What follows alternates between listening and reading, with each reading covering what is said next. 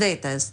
Kështu që për të mbrojtur ka filluar të ndërtojë gjithë narrativën e largimit dhe shkëputjes me marrëdhënie me BE. Po, më thuaj. Klodi, patjetër. Edi Rama ndjek një qasje oportuniste në politikën e jashtme. Oportuniste është oportuniste në funksion të interesit vetë personal. Shumë delikate të jo është në funksion të interesit vetë personal. Po më shumë se oportuniste unë e shoh e qartur, e pa busull. Nëse më kujtohet Zelenski kur e mbante në gjoks kokën e tij dhe ke intervista që ne e lexuam, Zelenski dole.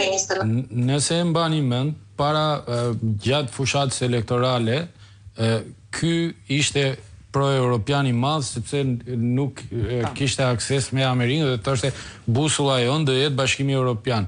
Pastaj ndodhin këto zhvillime të krijua bordi i paqes dhe aty ju krijua një mundësi të cilën e pam se si e përvetsoi për të qenë në një sallë me presidentin Trump dhe e shfrytëzoi, pra e ktheu drejtim. Tani është amerikan dhe thotë që Europa është në rrugë të gabuar.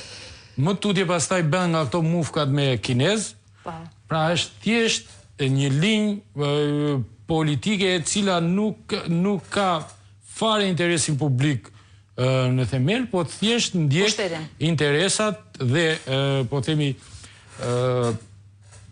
përfitimet personale të Edi Ramës në rrafshin politik.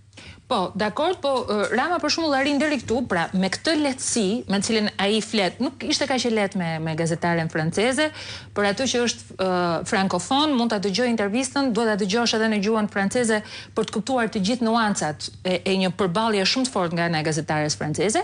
Por Edi Rama arrin edhe në këtë lloj, siç do thoshte, edhe kundera në lehtësinë pa përballueshme të qenies, ofron një mënyrë shumë të mirë për të përballuar korrupsionin, të cilin ne nuk mund ta luftojmë më. Po, kjo është mënyra. E ndjekim pak dyshin. Sot në stendën takohu me Sheveri, nuk do gjeni vetëm raki, po do gjeni pak raki. Edhe pse nuk është më e nevojshme për t'ju dhënë entuziazëm kur vini në Shqipëri, provojeni. Do t'ju bëj që Shqipëria t'ju duket edhe më e mirë. Por efekti i më i madh apo më i shkëlqyer i saj është që do t'i sjellë të gjithë në qejf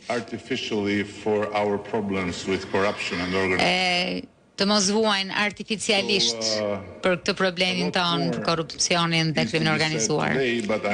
Ka shumë për të thënë sot, por do të ndalem këtu duke qenë se fjala ime tashmë ishte e gjatë.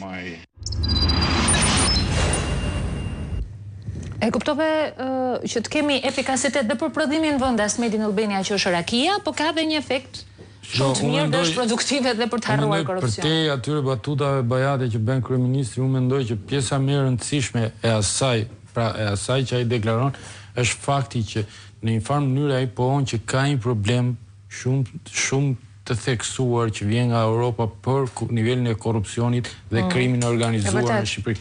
Pra unë e shoh si një pranim të cilin ai mundohet pastaj ta kalojë me këto batuta dhe veta që shikoj se ne nuk ka se jemi më keq se ju, kështu jeni dhe ju, hajde pim një gotë raki edhe vazhdojmë përpara.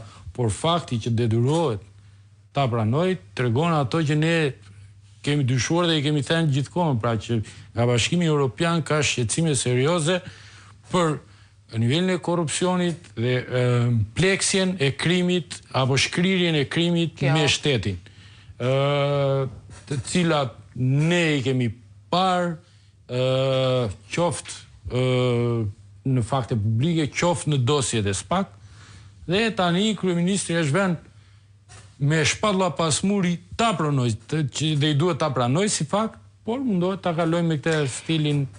Po, pa tjetër, dhe batutës është narrativa tipike e tij, në fakt tu ke të drejtë sepse Bashkimi Evropian vijon me raportet e tij, vetëm të kujtojmë gjurmimin e pasurive dhe parave të pista të vëna nga krimi shqiptar. Më ndihmoni pak me treshin?